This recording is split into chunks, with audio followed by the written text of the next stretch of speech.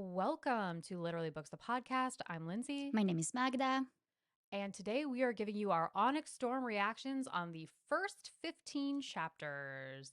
Woo, woo, woo, woo. Can you believe this day is finally here after a little bit over a year of waiting? And we're finally here at this moment, Lindsay. I know, and as you can probably see, and we'll talk about in a minute, we are in a sort of unexpected setup. Magda and I were supposed to be together, but Mother Nature had a different plan for us. It snowed where we are, which is in Texas. It never snows. Like the Onyx Storm brought the thunder, the wind, the rain, the cold. And so being the adaptable gals that we are, we're recording remotely today. Literally risked our lives to be able to get this book on Monday night at 11 p.m. at Barnes and Noble. Like, y'all have no idea how scary it is. I will fully say that I'm a full Texan that has never driven in ice or snow. So it was a whole ordeal for me to get there and be able to get the physical copy of the book. But we did it, and here we are. We survived. We did it and here we are. It was so busy there too. There were so many people. We're going to talk a little bit. We went to a midnight release party, which was our second year of doing this. We did this last year for Iron Flame, and we brought along a friend that we met last year, which was Shout really out, exciting. shout out to Shout Lauren. yeah, what did you think of the party compared to last year's?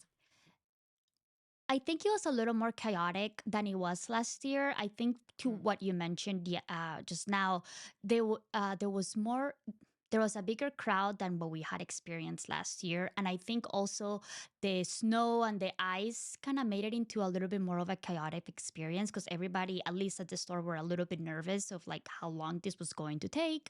Are we going to be safe driving back? So it was a little bit more anxious, at least for us personally, just because of the city and the situation that we were in. As a whole, though, I could still feel how much the fandom had rallied towards this. We saw so many people fully dressed up as riders, dragons, cadets, everything. And that's honestly my favorite thing to experience. We even got friendship bracelets, like as if this was a Taylor Swift concert. And I loved it so much. I'll post a picture up on our socials. It was just a really great experience to be able to be around people that are as excited for this release as we are. So even though we were a little bit nervous, it still made it for like a really fun experience for us, I think. I completely agree. The camaraderie was by far the best part. The people that came were amazing. I'll be honest though, I was very disappointed by the organization of the party. You know, last year there were sort of like scavenger hunts and things meant to encourage that camaraderie. This time I really felt like they rested on the laurels of the fandom to make it fun because there really wasn't that much going on at the store. It was like you were just sort of waiting through crappy weather, which I feel like was making people super anxious given the weather and various other things. So I'm hoping that I want to hear DM us and tell us all about your experiences for your Onyx Storm parties. I felt like ours was just sort of meh, but again, the fandom came out, showed up, made it really fun, did some really cool things, and saved the day per usual. Exactly. I don't know if you did this, but when I was driving home, I kept telling myself, "You will not die today. You will not die today." But anyways, Okay, should we take a little break and then come back with a quick summary of the first 15 chapters and then our reactions and predictions? yep, let's do it. Welcome back, everybody. So now we're gonna give you a quick summary of chapter 1 and 15, and then we're just gonna start talking about our initial thoughts, ideas, what we think about the book. But before we get started, I'm gonna go ahead and pass it over to Lindsay so she can kind of get us started. And here's the deal, guys. There's going to be spoilers all week this week. So we are giving you a solid 5-10 seconds of talking. What we're doing right now is this introduction to turn this off and come back until after you've read it. We're going to keep the spoilers to a minimum, but we are going to go through the high level points so that we can give you our honest reactions. So again, come back to us in a week or two when you finish this if you have not read this book. And with that very clear warning for spoilers, let's get into the high level points of chapters 1 through 15. So Onyx Storm resumes right where we left off of Iron Flame at the end of the battle at Basgiath. Xaden has turned Venin, and Violet is determined to find him a cure. The reader is introduced to the Cenarium, the governing body of Navarre, who's trying to broker peace with Paromial, which is outside of the wards, given that they have brought in factions of the Basgiath Riders, as well as Griffin Flyers to help save the day. This treaty will ultimately determine the fate of the Griffin Flyers, as well as the Basgiath Riders who allied with them at Arisha.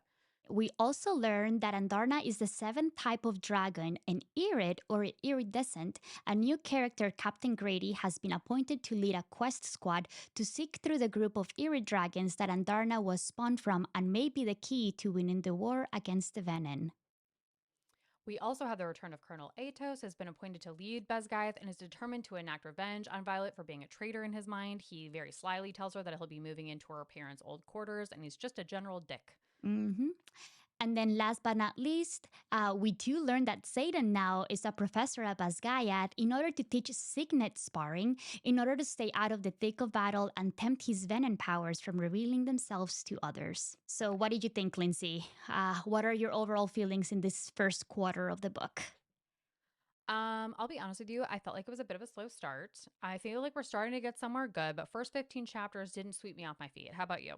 I'm on the same boat. I think there's still quite a bit of just a little bit more character development, a little bit of same issues being hashed out over and over again about saving Satan.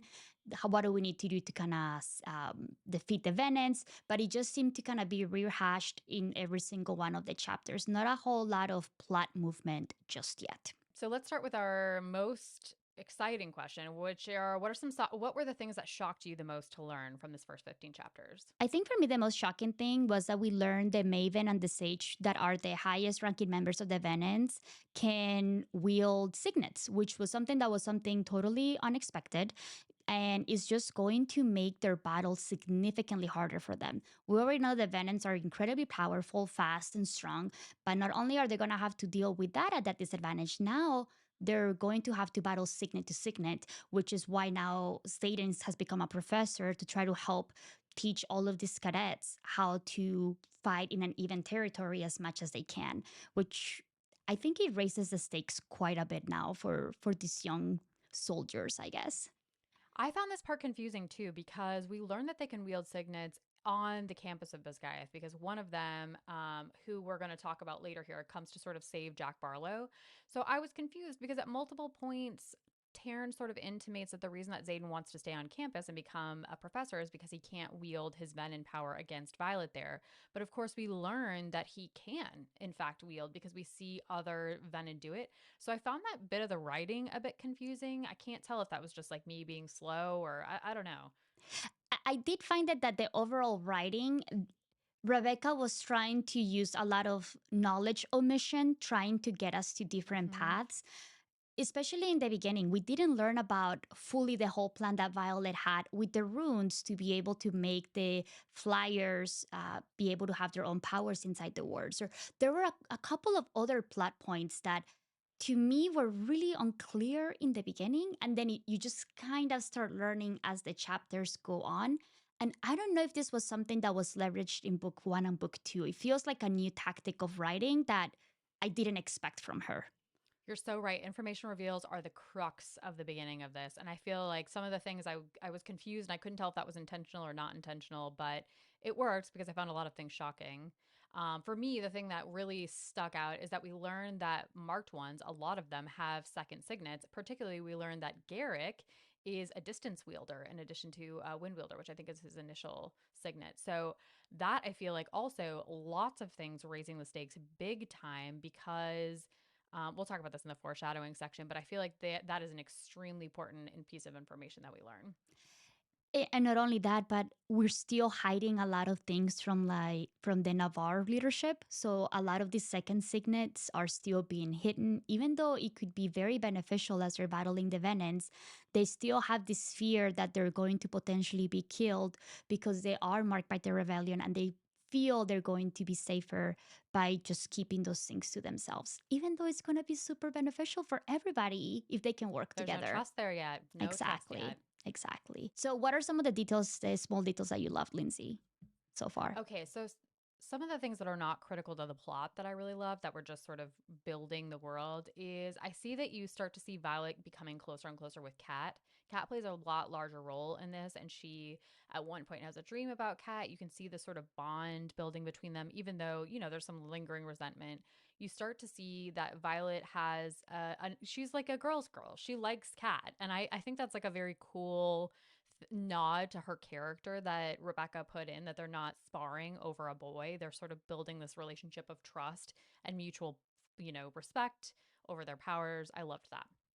Yeah, and I think that was also helped by the fact that Violet pretty much risked her neck in trying to make sure that the Flyers would be able to use their powers inside of the words.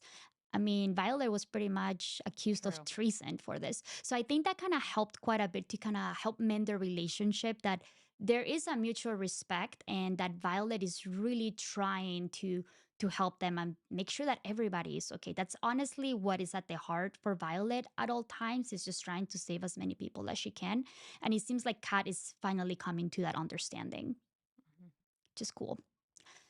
One of the things that I loved as well, and it's something that I had my issues with Iron Flame. I did not like the amount of bickering that there was in Iron Flame between Satan and Violet. And one of my favorite things that I laughed out loud is that in one of the chapters, Rebecca writes that, and I think it was Riddick mentions like, yeah, because Violet and Satan just keep fighting like an old married couple, and she just rehashes all of their issues. You don't tell me your secrets. Well, you need to ask the right questions. That's how I read it in my mind. I didn't hear the audiobook, but I just love that. And I'm not sure if Rebecca heard us of how as to how annoyed we were with this whole bickering or what happened, but I really appreciated that she called that out and mentioned that, yeah, we all hear it, the whole bickering, and it's getting old. 1000% agree. She was definitely in her comments being like, okay, people are not going to suffer this through a whole other book. And she does point it out at multiple points in the text. That Riddick instance is really funny, but I think Violet mentions it a couple of times. They're determined not to fight, and I am very grateful that we're not spending too much time on that. Thank the Lord. Oh my gosh. I don't think I could have done this again if they just keep going over the same issues over and over again. I'm really excited that it's one of the other things that kind of came out about this now, that Zayden is a professor in the Court of Conduct. Zayden and Violet are not able to date openly. And I'm here for it, honestly. I I'm here think I for it too. mentioned this in the recap for Iron Flame. I think they need to step away from each other for a little bit, and I'm really glad that they're going to be spending some time developing each other's characters separately while moving the plot along. So I'm really happy about that change, honestly. Did you pick up in any foreshadowing or any potential future events based on this first quarter, Lindsay? There's a lot of little things this part of the book. I have a lot of questions, but there are some things that I also feel like, okay, they're going to lead us somewhere. One of the things that Violet keeps mentioning is the reference to her gray hair keeps coming up, and particularly because we meet a sage during a battle, Theophany, I think that's how it's pronounced. I'm not sure. Who also has gray hair. And Violet calls it out a couple of times, and her friends keep kind of setting it aside. And then she also mentions that something that Theophany does reminds her of a Duchess of Moraine. So I think we're going to get a connection to the people in power in Navarre, to some of these sages and where they come from. And I think we're going to get, sort of the link between Violet's hair and her relationship with Venin. I really hope we find out about that. That's been a big mystery for us now for 2.5 books. So I'm hoping we'll be able to get a little bit of insights as to why that is and what the root cause Mm-hmm. of it was. We get a little bit of foreshadowing everywhere, but nothing has been fully revealed just yet.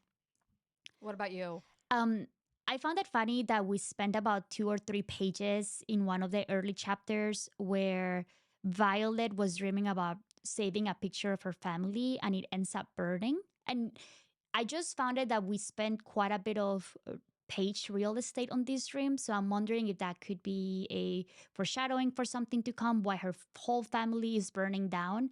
It could just potentially lead us down a path of some betrayal or just her whole family name just being dragged to the mud for whatever reason. So I'm looking forward to see if there's going to be any payoff after we learn about this dream.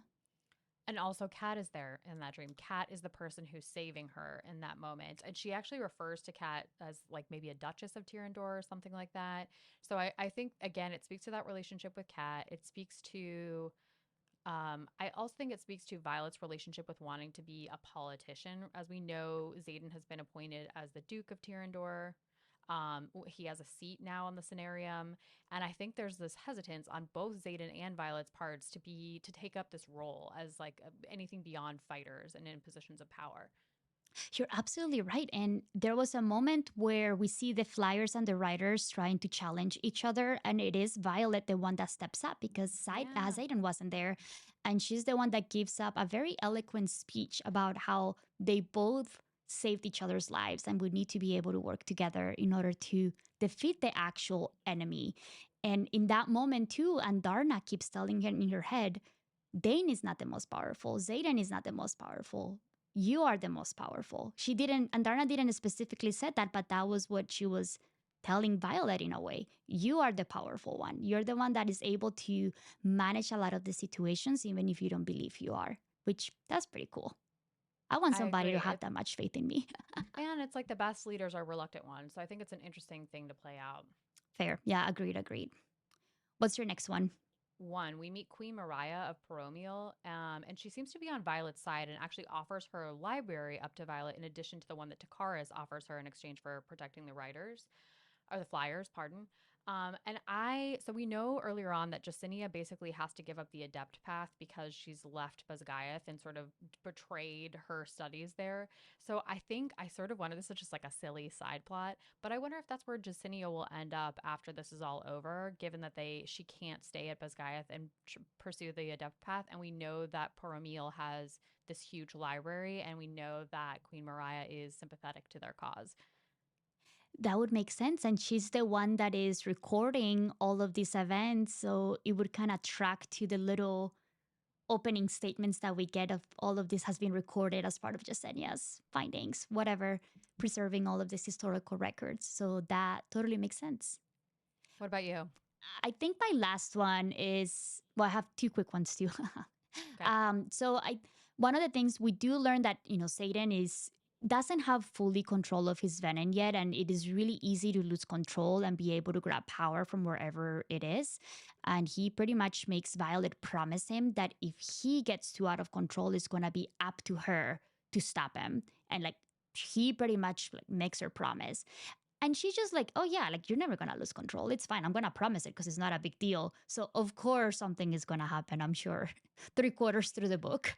I know she's over indexed into being like, I don't care about anything you do. Last book, she cared about everything he did. This book, she doesn't care about anything he does. He could like set her hair on fire and she'd be like, it's cool, bro. I got you. It's a little bit, she's swung too far in the other direction. The only thing that gives me hope is that we can't really get a sex scene until he's cured. And I know that that's a big drive for these books. So something's got to happen to make changes there. Oh my God, you are absolutely right about that. I'm okay. I'm okay. Again, I'm okay with them not having any relationship for a little bit. They both need to grow up. But yeah, I do feel something is going to happen with them. And probably Violet is going, it just makes it seem that she's going to have to make some really tough decisions in the future for sure. Yep. And what's your last one? Okay, my last one. So Theophany, the sage Venin that Violet meets that does not kill her, but ultimately gives her a bunch of information about why she's so desirable to the Venin. She refers to Violet at one point as a leash. And so I think that speaks to her second signet, which I am begrudgingly going to say maybe aligns with your theory that she is an amplifier, that she's leashed to other people's power and basically manipulates it in some way. Because she refers to Garrick in that moment in another way that refers to his second signet. So I'm adjusting my previous guess that she is some kind of intrinsic, and I think you might be right. Don't do it yet. We still have three quarters of the book We left, have a lot. so we'll see what happens with that one. But I am excited to hopefully find out soonish what her second signet is. I think it's going to reveal a lot about the type of character that Violet is. There's still a little bit of pieces that we haven't learned, and it does sound like Rebecca is withholding a lot of information from us about the characters too. So there's lots to learn still. But I'm excited. I think it seems like the book is picking up and I'm excited for it. I'm looking forward to see what the next quarter of the book is going to bring. I'm sure a lot more questions, a lot more heartbreak. We'll see what happens. All right, should we end today's episode and then come back tomorrow with our thoughts on chapter 16 through 32, I think we should. Thank you for listening to Literally Books, the podcast. where we say what we read? And we mean what we say. Bye.